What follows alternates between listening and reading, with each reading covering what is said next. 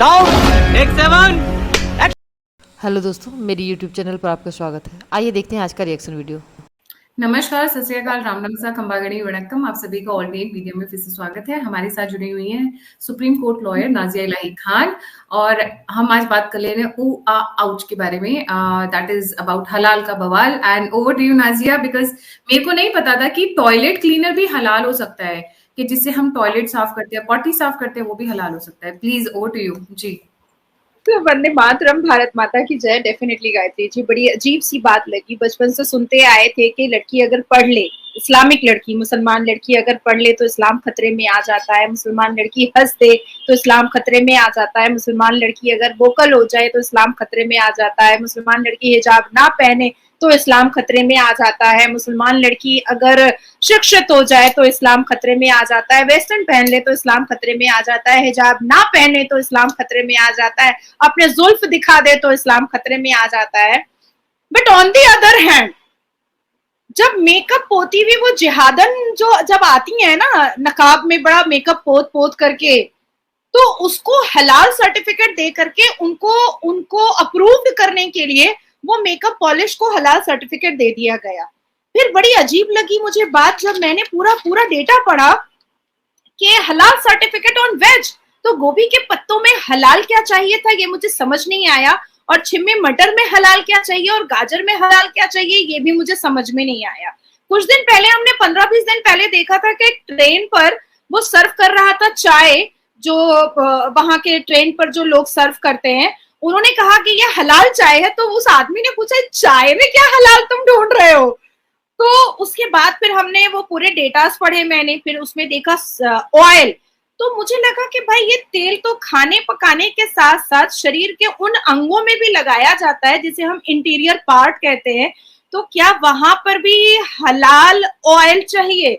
अब आई बात सोप की, तो मुझे लगा कि भाई सोप तो हम हगने के बाद हाथ भी धोते हैं, तो हगे हुए हाथ को धोने के लिए भी इस्लाम खतरे में आ जाएगा अगर हम हलाल सोप नहीं इस्तेमाल करेंगे। फिर आया टूथपेस्ट, फिर आया हनी, तो मधुमक्खी का हगा शहद भी हलाल चाहिए। ये भी मुझे बड़ा चौंका दिया। बस मैं तो शॉक में ही चली गई। फिर आया हार्पिक, तब मैंने सोचा कि हम जिस पॉट में हगते हैं उसको साफ करने के लिए, उस पॉटी को साफ करने के लिए भी एक हलाल प्रोडक्ट का हार्पिक चाहिए गू साफ करने के लिए, नहीं तो इस्लाम खतरे में आ जाएगा। फिर आया डेटॉल, भाई डेटॉल से तो दांत, खाज, फोड़ा, फुंसी को उस पर लगाया जाता है और फर्श साफ किए जाते हैं, कीड़े मकोड़े मारे जाते हैं, तो कीड़े मकोड़ों को मारने के लिए भी हलाल डेटॉल की और हलाल फिनाइल की जरूरत आन पड़ी है, नहीं तो इस्लाम खतरे में आ जाएगा। ये भी मुझे पता नहीं था। तो मुझे जानना था कि अजमल खसब जब आया था तो कौन सा हलाल बंदूक और बम लेकर आया था और हलाल 72 वर्जिन हुरों का मजा लेकर जाने वाला था। तो क्या ये जितने भी मुस्लिम इस्लामिक प्रीचर है, ये उन्होंने बताया नहीं कोर्ट को जब अजमल खसब का केस चल रहा था। अब 3 ऑर्गेनाइजेशन है, चेन्नई में है जमियत उलमाए हिंद हलाल ट्रस्ट, दिल्ली के हैं हलाल council of India private limited, Mumbai में है जमियत उलमा। अब इन्होंने बीड़ा उठाया है कि ये जाएंगे कोर्ट और कोर्ट को देंगे चैलेंज कि हलाल सर्टिफिकेट बहुत ही महत्वपूर्ण और इम्पोर्टेंट है मुसलमान के लिए और इस्लाम के लिए। अब मैं आपको ये बताती चलूं कि 2022 में ही United State Department of Agriculture ने ये बात कह दी थी कि हमें किसी भी प्रोडक्ट के लिए हलाल सर्टिफिकेट या लेबल की जरूरत नहीं है, आप लोग जबरदस्ती लेबल चिपका करके भारत से क्यों भेजते हैं हमें। अब बात आती है कि ये जो 3 जमियत उलमाए हिंद है या हलाल काउंसिल है या जमियत उलमा है, तो भारत को एक्चुअली में हलाल सर्टिफिकेट की जरूरत पड़ती ही क्यों है और पड़ ही क्यों रही है, और इतने दिन के बाद इस पर एक मुद्दा उठा क्यों? ये तो बहुत पहले बंद हो जाना चाहिए। अब ये जो 3 लोग और इनके साथ अवेसी और all India Muslim personal law board जो दुमकटी छिपकली की तरह पीछे पीछे फुदकने की कोशिश में लगे हुए हैं, क्या ये कोर्ट को, न्यायपालिका को या सर्वोच्च न्यायपालिका को कॉन्स्टिट्यूशन के सेक्शन 29 को क्या वॉयलेट कैसे करना होगा ये बता पाएंगे, या सेक्शन 52 जो 2006 का जो ये ऑफेंस ऑलरेडी मेंशन कर दिया गया है एफआईआर में कि इन्होंने मिस ब्रांडिंग की है, ये इसको कैसे डिफेंड करेंगे कोर्ट के अंदर। अब इसके लिए क्या कपिल सिब्बल खड़े होंगे या इसके लिए सलमान खुर्शीद साहब खड़े होंगे कि नहीं भैया, हगे हुए गू को धोने के लिए हलाल हार्पिक की ही जरूरत है और दाग खाज खुजली मिटाने के लिए हलाल डिटॉल की ही जरूरत है, इसको डिफेंड कैसे करेंगे। और मेरी ख्वाहिश है कि मैं उस वक्त कोर्ट के अंदर रहूं। अब बात बहुत बड़ी आती है गायत्री जी, और बहुत सेंसिबल आती है। सेंसिबल बात ये आती है कि ये 1974 में स्टार्ट हुआ और इसका मुखिया कौन है? मोहम्मद जिन्ना। मोहम्मद जिन्ना is a man with a mission as the founder and director of हलाल इंडिया। एक तो 1937 का शरिया लॉ जिन्ना साहब का लेकर के हम अपने छाती पर दाल मुंगवा ही रहे थे, और मुस्लिम इस्लामिक महिलाओं के साथ अत्याचार और कुप्रथाएं हो ही रही थी। अब हगेवे गू को भी साफ इस्लामिक तरीके से करना पड़ेगा, ये भी जिन्ना साहब बोल कर गए हैं और उसको भारत चला रहा है। अब बात आती है कि ये इस हलाल और हराम एक सिंबल है, रिलीजियस सिंबल है, और ये वर्ड भी जो है, ये तलफ्फुज और ये अल्फाज जो है, ये भी अरबी है। हलाल का मतलब होता है परमिशेबल, कि इसको हम यूज कर सकते हैं। हलाल का मतलब, और हराम का मतलब होता है नॉन परमिशेबल, कि हम इसको यूज नहीं कर सकते हैं एज पर दी इस्लाम। हलाल कॉन्स्पिरेसी थ्योरीज ही स्टार्ट किया गया है डिस्क्रिमिनेशन कॉन्स्पिरेसी के लिए, ताकि उन लोगों के बिजनेस को खराब किया जा सके जो नॉन मुस्लिम है। अब नॉन मुस्लिम अगर इस बात को आवाज अभी उठा रहे हैं और लोगों को ये फील हो रहा है कि अभी उठा रहे हैं, तो ना ना ना ना ना, ये बात 2001 में उठी थी, ये बात 2004 में उठी थी, ये बात 2011 में उठी थी, ये बात 2013 में भी उठी थी। लेकिन सारे ग्रीवांस और कंप्लेन लेटर्स को खाते रद्दी खातों में ऐसे पैक और बंद किया गया था कि मानो जैसे किसी ने कोई कंप्लेन किया ही नहीं हो, किसी ने इस पर कोई विवाद किया ही नहीं हो, किसी ने इस पर कोई टिप्पणियां और किसी ने इस पर कोई बात उठाई ही नहीं हो। भारत में ये बात उठ रही थी, पर एक ऐसी मौन व्रत की सरकार थी और एक ऐसे जिहादियों को रोटी बोटी देने वाली सरकार थी जो ऐसे फंडिंग इकट्ठा करने वाले लोगों को रोटी बोटी दे करके उनको पाल पोस करके बड़ा कर रही थी भारत के हित में खराब करने के लिए।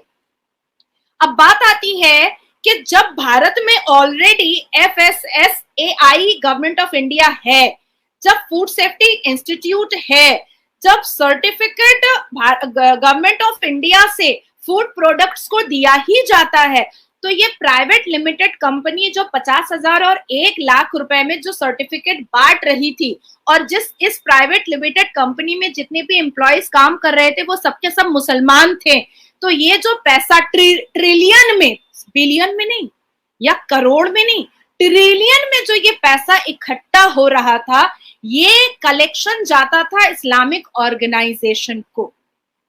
अब ये इस्लामिक ऑर्गेनाइजेशन इस पैसे को कहां पर यूज नहीं, मिसयूज करते थे, ये भी एक बहुत बड़ी इंक्वायरी बैठनी चाहिए, और जिसकी पहली चिट्ठी मैं कल भेज रही हूं, और उस चिट्ठी के साथ भी मैं आपके साथ, जब इसको मैं आगे लेकर बढ़ूंगी तो मैं आपके साथ जरूर सेशन करूंगी, और मैं चीफ जस्टिस को ही भेज रही हूँ, क्योंकि दिवाली पे और पटाखे और दिए कितने जलाने चाहिए जब वो सर्वोच्च न्यायपालिका तय करता है। तो आज ये जितने भी चिटिंगबाज लोग जो गू धोने का हार्पिक भी हलाल लेबल के साथ बेच रहे थे, उन्होंने इस्लामिक ऑर्गेनाइजेशन को ये ट्रिलियन पैसा जो दिया है, वो पैसे कि इस्लामिक ऑर्गेनाइजेशन ने कहां पर यूज किए, किस तरह से यूज किए, कहां पर जमा करके रखा है। और आज भी भारत में ये बात क्यों उठती है कि भारत के मुसलमान गरीब हैं और भारत में 14% गरीबी कौम है, ये बात क्यों किया जाता है जबकि इनकम तो ट्रिलियन है। तो ये हलाल का जो मुद्दा है, क्या बात कर रहे हैं आप लोग भाई? आज ये मुसलमान और ये उलमाए हिंद वाले क्या बात कर रहे हैं? ब्रेड हलाल होना चाहिए। अच्छा, ब्रेड हलाल होना चाहिए, बर्गर हलाल होना चाहिए, मत खाओ ना, तुमको खाने को बोल कौन रहा है? गाजर हलाल होना चाहिए, मत खाओ। नहीं नाजिया, नाजिया पर्पस क्या है? ये पर्पस क्या है? ये सारे पैसे इकट्ठा करने का पर्पस है? What is the bigger agenda? जी, पर्पस है जब जेएनयू में भारत तेरे टुकड़े होंगे इंशाल्लाह इंशाल्लाह, तो ये पैसे कहाँ से आते हैं? जब पश्चिम बंगाल में 2-2 साल एनआरसी और सीएए के विरोधिता में पाक सर्कस मैदान जावेद अहमद खान खोल कर रखता है और हजारों लोगों को, मिनिस्टर टीएम तृणमूल कांग्रेस का मंत्री, और हजारों लोगों को खाना पानी दाना देता है और पैसा देता है, उन औरतों को जो बोरखा पहन करके एनआरसी और सीएए की विरोधिता करती हैं, तो ये पैसे कहां से खर्च होते हैं? जब एएमयू से नारे निकलते हैं तेरा मेरा रिश्ता क्या है, ला इलाहा का, तो ये पैसे कहां से खर्च होते हैं?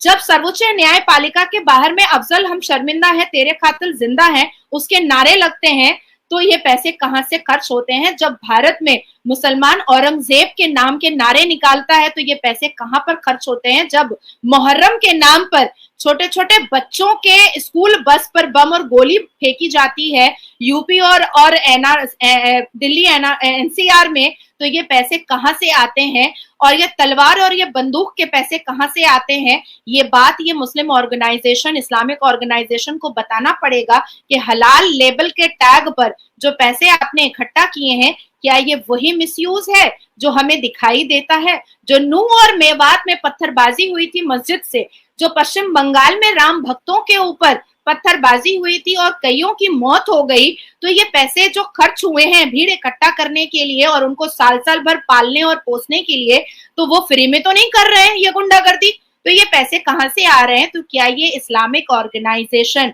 यहीं पर पैसे खर्च कर रहा है? ये बहुत बड़ा सवाल है जिस पर इंक्वायरी छोटी मोटी नहीं, बहुत बड़ी बैठनी चाहिए। और मैं हाथ जोड़ करके मैं नमन करती हूँ योगी महाराज जी का।